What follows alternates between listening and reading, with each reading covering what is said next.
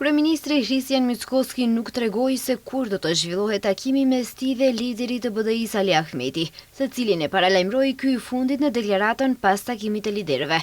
Për këtë çështje, kryeministri dha një përgjigje tipike prej politikani.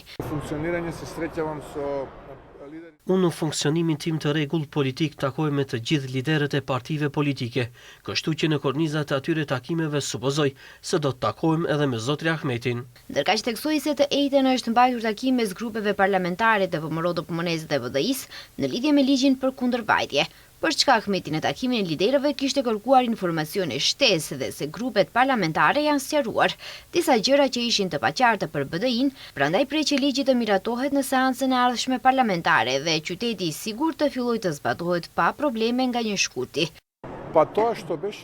Në takimin e liderëve u ra dakord pa kushte që ndryshimet në ligjin për kundërvajtje do të mbështeten.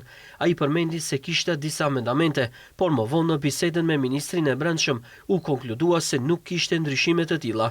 Megjithatë, pavarësisht kësaj, u dakorduam gjatë ditës së djeshme të kemi një takim në nivel koordinatorësh dhe të sqarojmë të gjithë ato paqartësi. Ky takim ndodhi dje.